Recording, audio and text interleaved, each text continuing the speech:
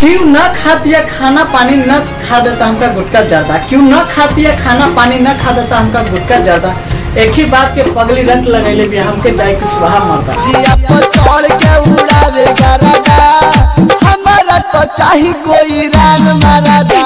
कि तू अपना दिलवा के दर्द के हमसे कह न पैबा, कि तू अपना दिलवा के दर्द के हमसे कह न पैबा। एक रह जाए कुशवाहा जी के छोड़ के कहूँ रहने मरद कुतावा हाथ के फोड़ दी रे, बाकी मरद कुतावा हाथ के फोड़ दी।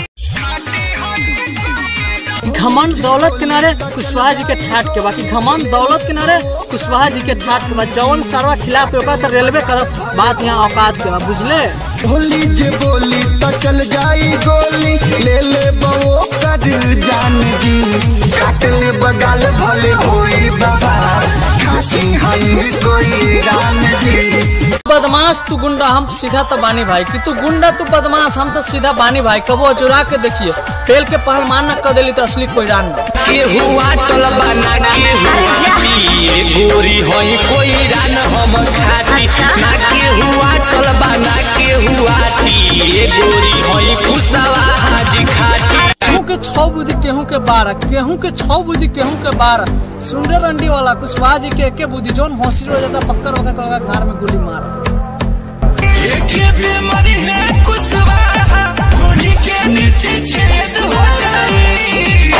एक बीमारी है कुशवाहा, उमरिया भली छोट बा लेकिन दूर दूर तक पहचानवा, कि उमरिया भली छोट बा लेकिन दूर दूर तक पहचानवा। सुन रहे बेटा जा तक कुशवाहा जी नामे ब्रांडवा के इहे डिमांड बा, कुशवाहा जी के लइका ब्रांड बा। सब लइकिन के अल्ली गली घूमत आरु मिस दिहन गाल, कि अल्ली गली घूमत आरु मिस दिहन गाल। एक करे जाई कुशवाहा जी के टोला, ज्यादा बोलू तो काट दिहन गाल। क्या कुशवाहा जी के कटली हुआ रसखी गाल। अइलू हो बच के कर दिहन सब ढीला, कि अइलू हो बच के कर दिहन सब ढीला। एक करे जा असली मजा चाहिए तो आज ये कुशवाहा जी के टोला। टोली में जालू अरे कहवन विटामिन तू खालू, टोली में जालू।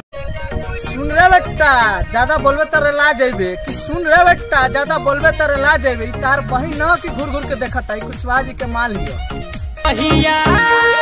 रहिया में हमके भेटालू, करे का कोई टोली जानू, करे का कोई टोली